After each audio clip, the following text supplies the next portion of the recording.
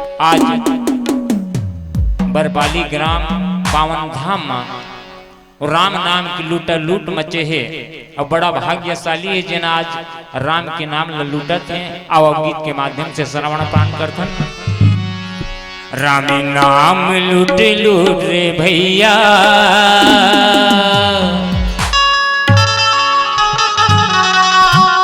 राम नाम लूटा लूट रे, राम नाम लूट लूट रे भैया, राम नाम लूटा लूट रे,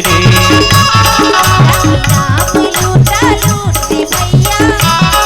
राम नाम लूटा लूट रे, राम नाम लूटा लूट रे भैया, राम नाम लूटा लूट रे, राम नाम लूटा लूट रे भैया, राम नाम लूटा लूट रे, राम लूटा लूट रे भैया,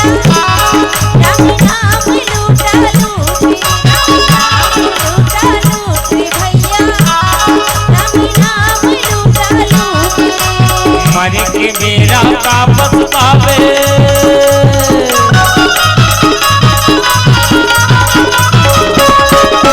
मर के मेरा वापस पावे, जीव जही तुर छूट रे,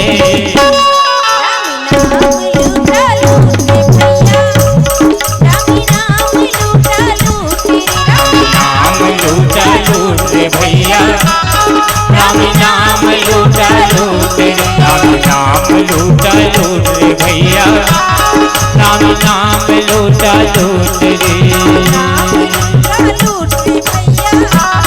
राम नाम लूटा लूट रे, राम लूटा लूट रे भैया, राम नाम लूटा लूट रे, राम नाम लूटा लूट रे भैया, राम नाम लूटा लूट रे।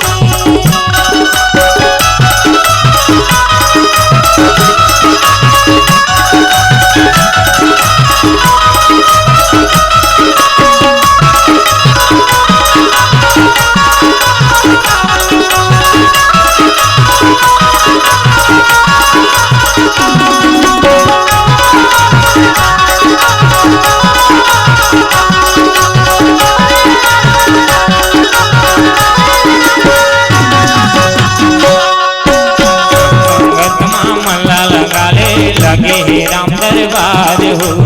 आगे मनी मन लगावे बोहती गंगा धार हो,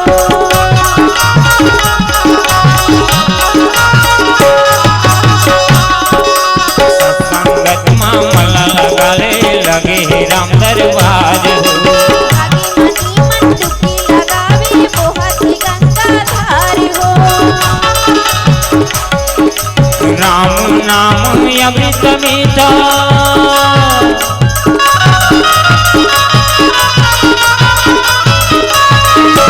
राम नाम अमृत मीठा, पीले नए को घूट रे, राम नाम लूटा लूट रे भैया,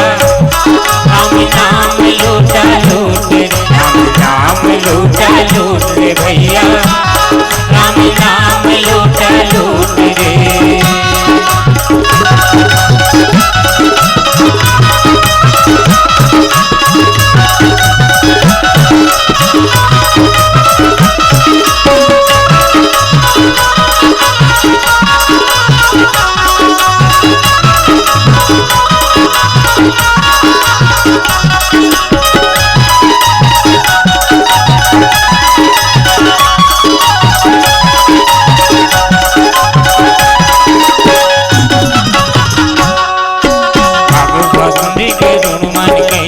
रगड़ रगड़ के ना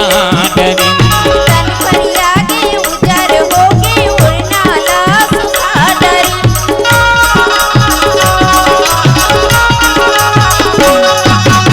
आगू पसंदी करुण मन कैसन रगड़ रगड़ के ना डरी, तन पर आगे उजर होगे उड़ना ला सुखा डरी, तौरत तौरत पार उतर गए,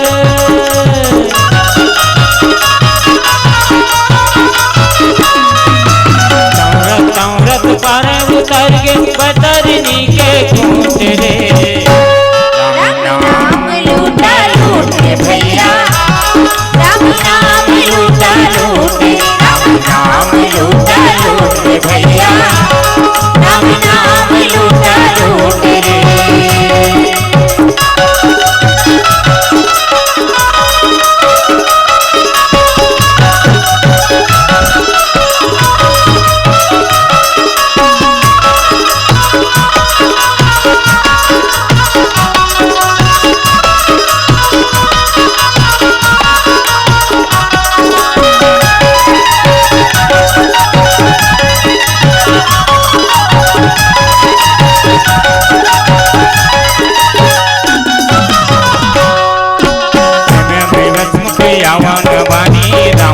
जोसिया